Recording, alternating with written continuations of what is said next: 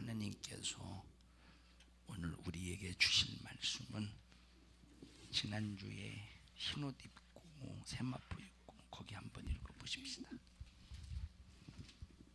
장로 중에 하나가 응답하여 내게 이르되 이 흰옷 입은 자들이 누구며 또 어디서 왔느뇨? 내가 가로되 내 주여 당신이 알리이다 하니 그가 나더러 이르되 이는 큰 환난에서 나오는 자들인데 어린 양의 피에 그 옷을 씻어 희게 하였느니라. 아멘. 세마포.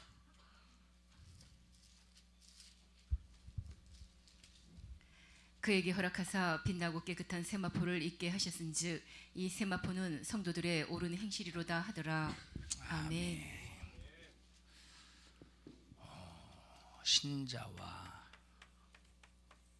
성도에 관해서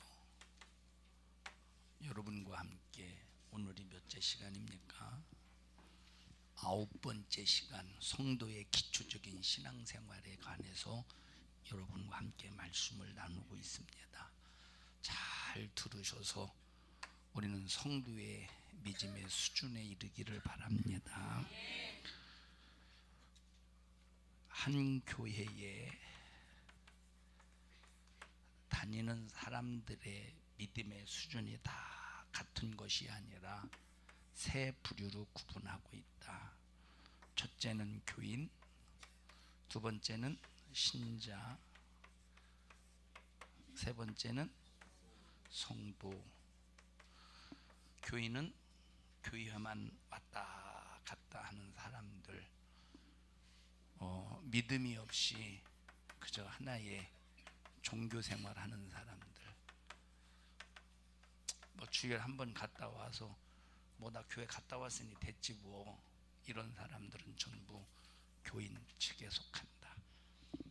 그래서 마태복음 23장에 보면 바리새인들이 교인 하나를 얻기 위해서 천하를 두루두루 돌아다니는데 교인 하나를 딱 얻은 다음에 배나 지옥 자식 만든다, 이렇게 말한 것은 바로 교인은 천국 갈 수 없는 지옥 자식임을 말해주고 있습니다. 두 번째, 신자, 예수 믿고 구원받은 사람.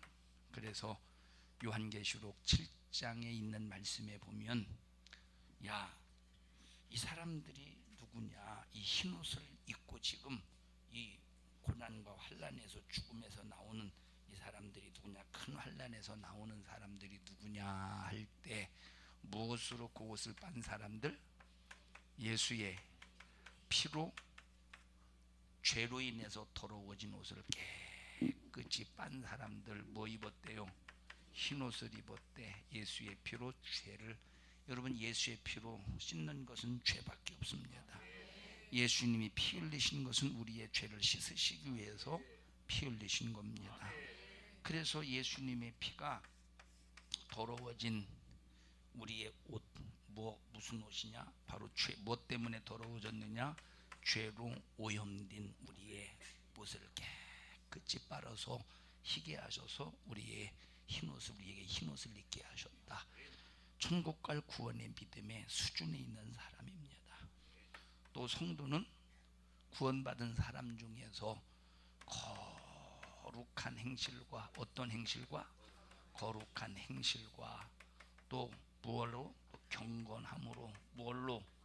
경건함으로 하나님의 온전한 뜻을 이루어 가는 사람을 성도라고 말해요. 그래서 요한계시록 19장에 보면 하나님께서 요 성도를 위해서 빛나고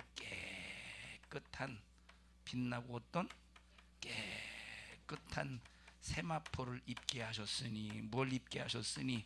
세마포. 그래서 신자에게는 예수의 피로 씻어버리는, 예수의 피로 깨끗하게 한 흰옷을 입히시고, 성도에게는 빛나고 깨끗한 세마포를 입히시는데 요 세마포는 성도들의 옳은 행실이다.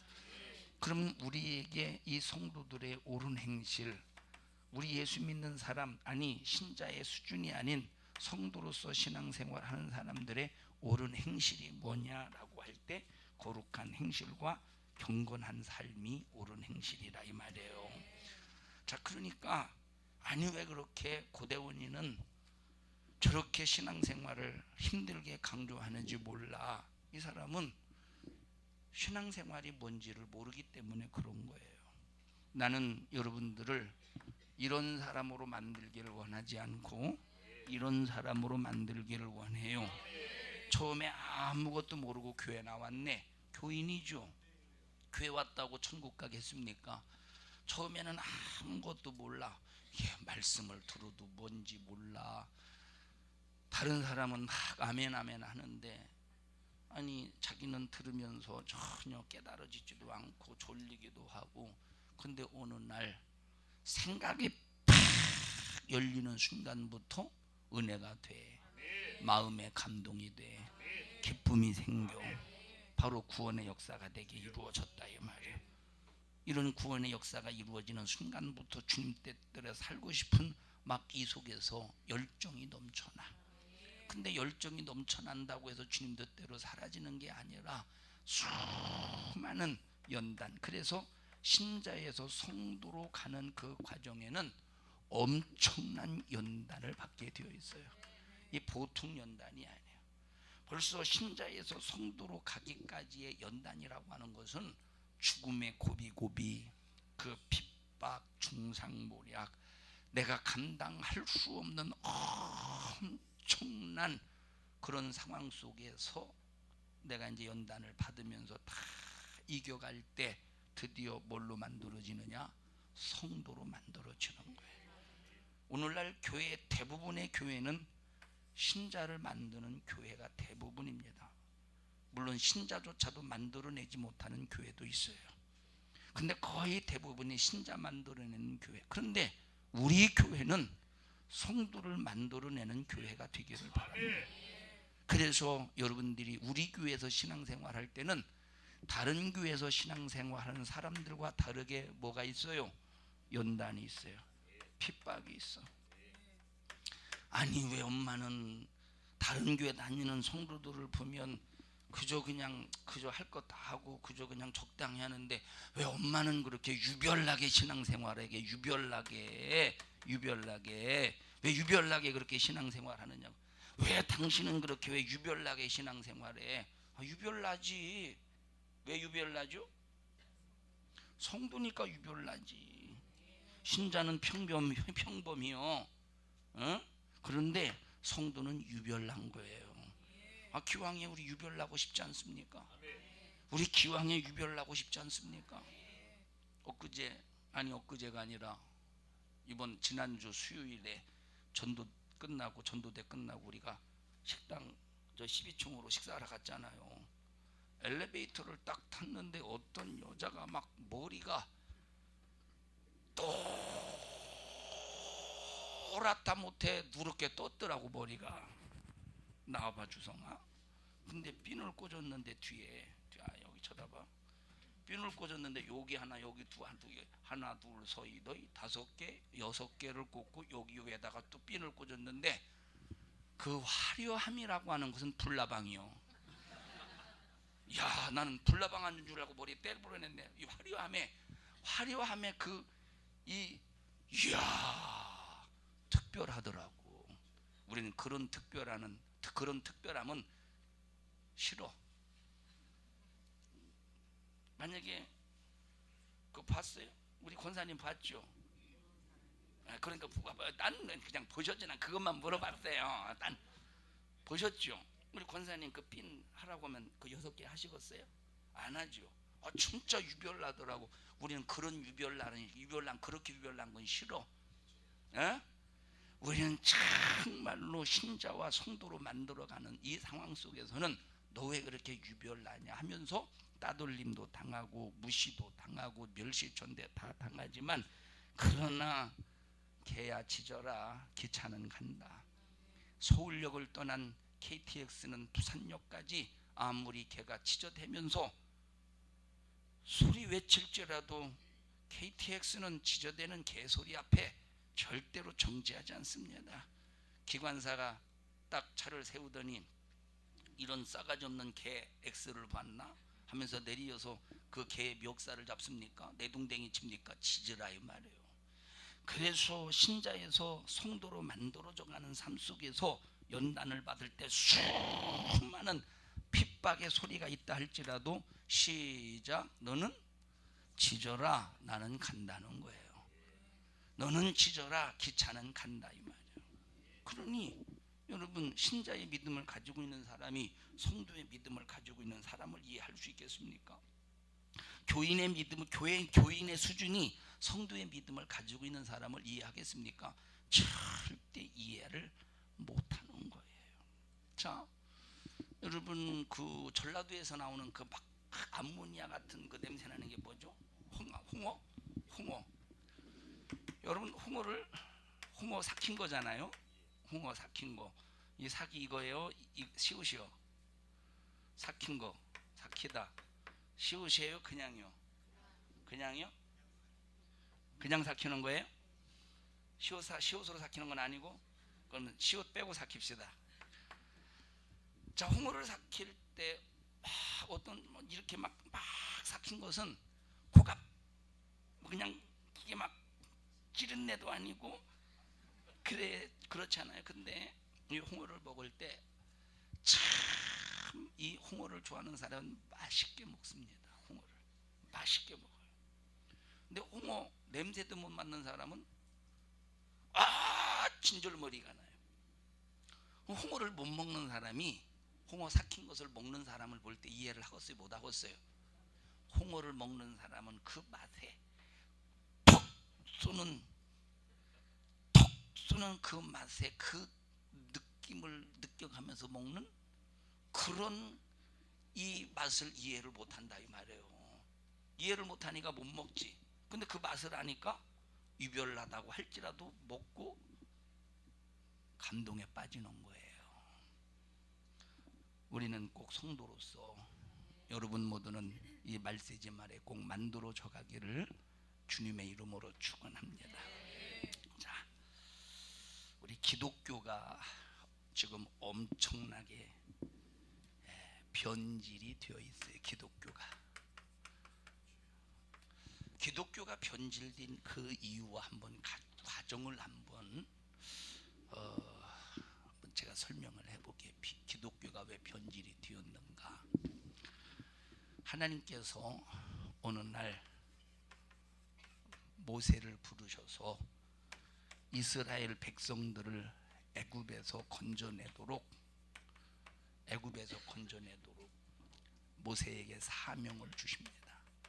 그래서 모세는 이 사명을 가지고 이스라엘을 애굽에서 건져내서 광야 40년의 생활을 하게 됩니다. 광야 생활.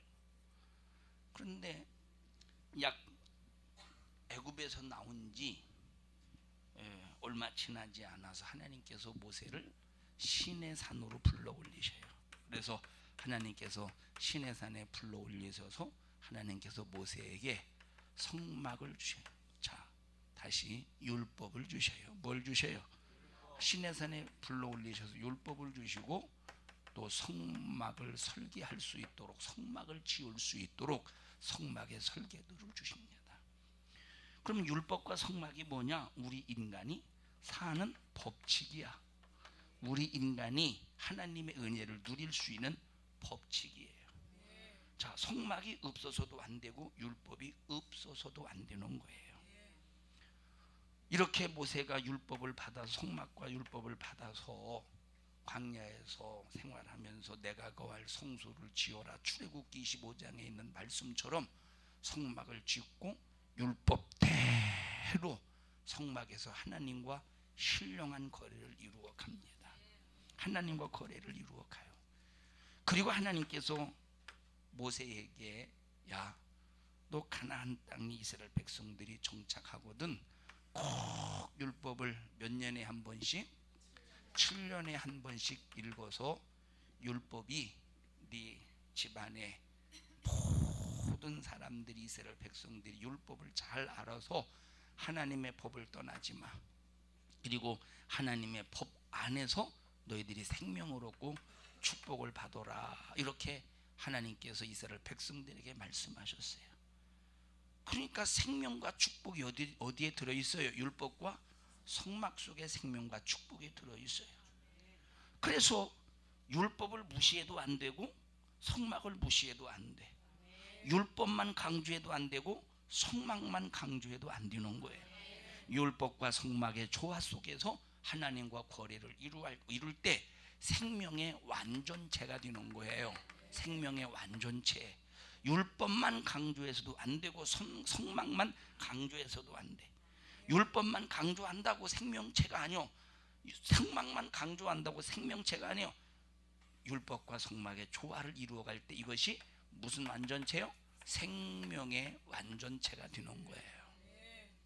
그래서 하나님께서 이 성막은 이제 저 법궤가 있으니까 어차피 성막은 매일 보는 거 아니에요. 응? 성막은 매일 보는 게 아니에요. 매일 보는 거잖아요. 율법은 이제 율법사들만 또 서기관들만 볼 수 있잖아요. 그때 무슨 지금처럼 인쇄가 발전해서 여러분들처럼 성경을 읽을 수 있는 게 아니라 이런 사본이 거의 많이 없으니까 낭독해줘야 알 수 있는 거예요. 그리고 그때는 문맹인들이 많이 있어서 글씨를 모르는 사람들이 많이 있기 때문에 누가 읽어주지 않으면 율법을 전혀 몰랐어요. 그래서 7년에 한 번이라도 모여서 읽으라고 그들에게 말씀했지만 율법을 안 읽어주는 거예요. 율법을 안 읽어주는 상태에서, 율법을 모르는 상태에서 성막에서 뭐만 지내고 있어요? 제사만 지내고. 그럼 어디에 치우쳐 있는 거예요? 지금 성막에만 치우쳐 있죠. 다시 오늘날로 말하면 예수의 어디만 치우쳐 있는 거예요? 예수의 피에만 치우쳐 있는 거예요. 예수의 피에만. 오늘날로 말하면 구약시대는 성막에 짐승의 피요, 오늘날은 예수의 피요. 오늘날로 말하면 예수의 피에 치우쳐 있는 거예요. 7년에 한 번씩 율법을 읽어서 율법과 성막의 조화 속에서 하나님의 신령한 은혜를 누리고 입으라고 그들에게 말씀했는데, 율법을 안 읽고 성막에서 제사만 드렸으니 율법이 무시됐죠. 그러니까 법 없이, 규모 없이, 규칙 없이 그들이 성막에서 제사를 드릴 때, 성막에서 제사 드릴 때, 그러면 점점점 그들이 하나님 앞에 드리는 제사도 법을 떠난, 하나님의 법을 떠난 자기 임의에, 자기가 그냥 정한 대로, 편리한 대로 제사가 변질이 되지 않겠습니까? 제사가 변질이 되지 않겠어요? 제사가 변질이 되지 않겠어요? 그래서 그들에게 뭐가 관영하냐? 죄악이 관영해. 죄악이 관영한 상태 속에서 성막에 와서, 그러면 죄가 관영하면 성막에 와서 해야 될 일이 뭐예요?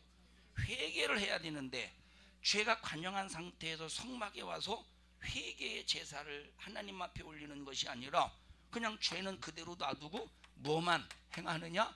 의식만 행하더라 이 말이에요. 뭐만 행해? 의식만 행해.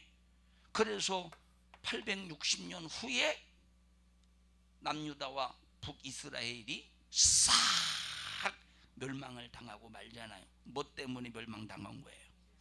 율법이 없어서, 성막에만 치우쳐서, 율법이 없이 성막에만 치우치다 보니까 예수의 피가 변질이 되는 거야. 그래서 구약시대는 왜 하나님과의 거래가 중단이 됐느냐? 하나님과의 거래가 끊어졌느냐? 무지 때문에 거래가 끊어졌어요. 뭐 때문에 거래가 끊어졌어요? 뭐 때문에? 요 무지 때문에 하나님과의 거래가 끊어졌다 이 말이에요. 뭐 때문에 거래가 끊어졌어요?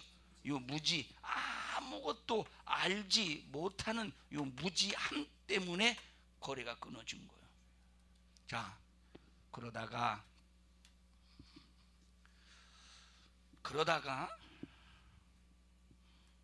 이제 예수님이 이 땅에 오셨습니다.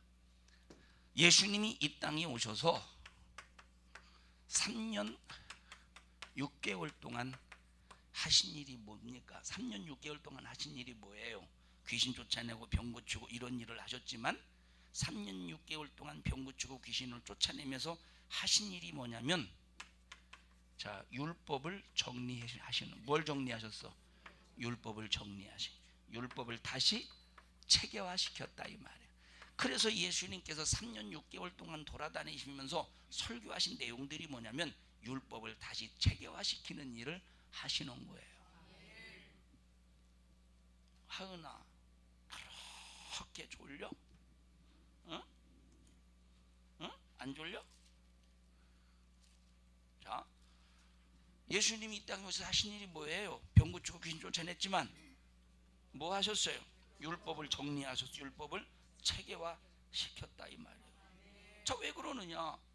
이스라엘 백성들이 모세 때부터, 자, 모세 때부터, 물론 오늘 이번에 이제 공부하면서 목요성 공부하면서 니에미야, 에스라와 니에미야를 통해서 율법을 다시 정리했다고 말했잖아요. 정리했다고.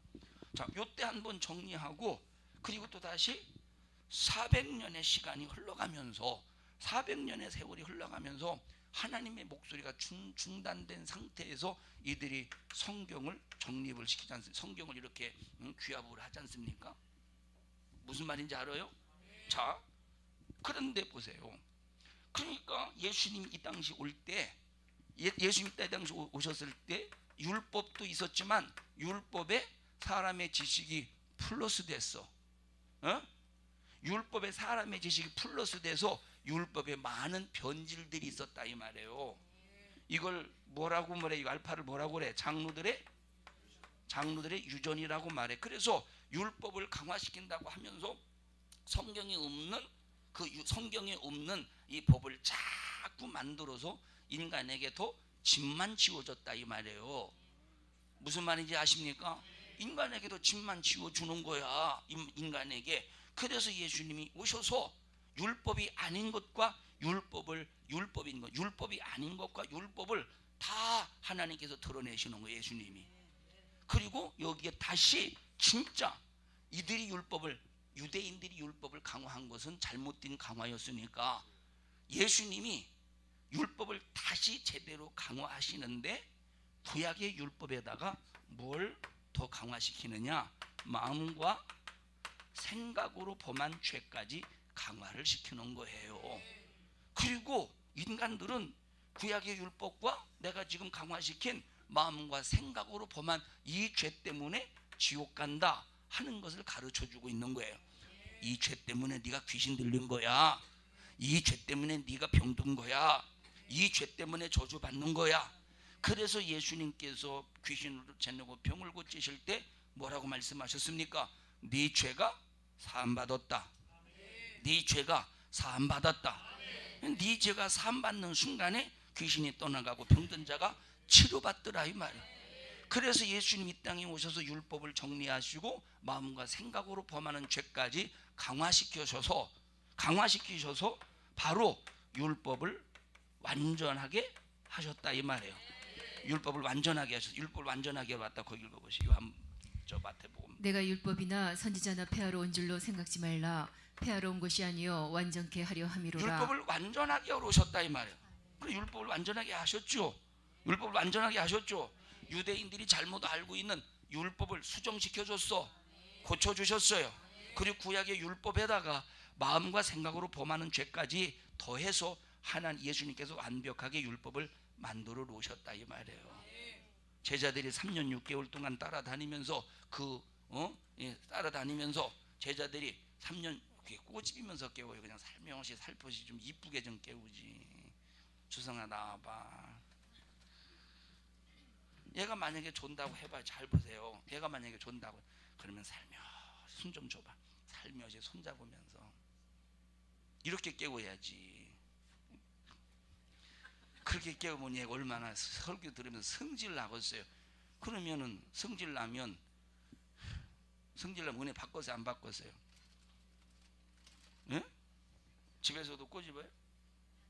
집에서는 찔르지. 은경아, 엄마가 꼬집으는 게 기분 나쁘지? 그러지는 않아? 원래 그러려니 하냐?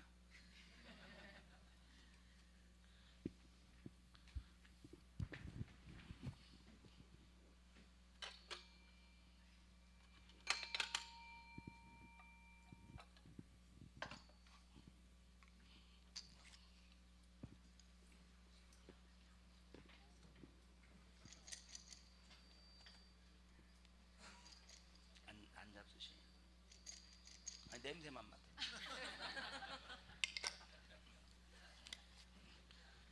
여러분, 이 놀리는 재미가 얼마나 재미있는지 몰라요. 자, 무슨 얘기가 남았지? 자, 제자들이 3년 6개월 동안 따라다니면서 예수님이 율법을 정립한 것을 듣고 있어요. 그런데 이들이 깨달았어요, 못 깨달았어요? 듣기는 들어도 깨닫지를 못해. 그런데 예수님이 부활하시고 승천하셔서 성령을 보내주실 때, 그때 예수님이 한 모든 것들이 전부 생각나게 하시고, 그게 어떤 내용인가를 성령의 지혜와 지식을 통해서 깨닫는 거예요. 그 깨달으니까 예수의 피가 왜 필요한 것을 아는 거야. 그때 이제 율법과 예수의 피가 조화를 이루면서 온전한 신앙생활이 이루어지는 거예요. 이렇게 됐을 때 온전한 신앙생활이 이루어지는 거라니까. 이렇게 해서 이제 초대교회 때 신앙생활이 온전히 이루어져 가고 있었어. 제자들이 율법을 선포해가면서 당신은 죄인이니까 예수의 피로 회개하시고 생명 얻어 죄사함 받으세요. 이렇게 온전한 복음이 증거가 되었었다 이 말이에요. 그런데 자, 로마가 세계를 지배하면서 기독교인들을 얼마나 핍박하느냐. 이제 로마가 기독교인들을 박해한 이 박해가 총 크게 요 10차에 걸쳐서 박해를 하잖아요. 나중에 요한계시록 공부할 때 요거에 관해서 여러분에게 로마가 박해한 10차에 관해서 참 들을 거 많습니다. 앞으로 안 들어서 그렇지 들을 거 많아요. 자, 이 10차에 걸쳐서 이 로마가 기독교를 박해하는데, 자, 요때 요 박해 때문에, 요 핍박 때문에 믿음에 변질이 생기는 거예요. 뭐 때문에? 핍박 때문에 믿음에 변질이 생기는 거예요. 예를 들어 보십시다. 주성 하나. 얘가 신앙생활 해야 돼. 말씀대로 살아야 돼. 주일 지켜야 돼. 11조 해야 돼. 성경에 순종해야 돼. 성경 말씀에 순종해야 돼. 그런데 그렇게 하지 못하도록 막 핍박하네. 너 가지마, 예배드리지 마, 막 핍박해. 그래도 처음에는 막 은혜 받고 성령 받았으니까 무슨 소리 하는 거요? 주일 지켜야지, 그죠? 그래서 막 핍박도 무릅쓰고 처음에 막 교회 갔다가 다시 이제 집에 와. 너 교회 가지 말라고 했더니 갔네. 이건 가정에서의 핍박보다 로마로부터 받는 핍박이 엄청났어요. 교회 가는 걸 들켰네. 이 핍박이 엄청납니다. 그래서 가지 말라고 하니까 그래서 몽둥이 후로 갈겼어. 그래서 예를 들어서 몽둥이로 잘못 맞아서 팔 하나가 빠졌어. 그래서 이러고다. 주일날 되니까 교회를 가야 되는데 이 팔을 보니까 내가 교회 갔다 오고 맞았는데 그래도 교회 가긴 가야지. 교회 가려고 했더니 교회 가고 있는데 교회 앞에 나 교회 못 가게 그때 이제 후리 갈겼던 그래서 팔 이렇게 만든 그놈이 교회 문 앞에 서 있네.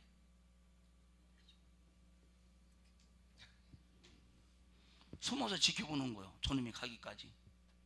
근데 안 가네. 그래서 집으로 다시 돌아왔어. 그러면서 믿음이 변질되기 시작하는 거예요. 상황을 좀 이해하시고 무슨 얘기 하는지? 예? 그러면서 합리화를 시켜. 왜 꼭 그렇게 주일날 마다 가서 예배를 드려야 되느냐 하면서 합리화를 시키면서 하나님 앞에 신앙생활해야 될 것들을 점점점 그렇게 하지 않아도 되는 쪽으로 사람의 환경에 맞춰서 신앙생활을 어떻게 합니까? 변질을 시킨다 이 말이에요.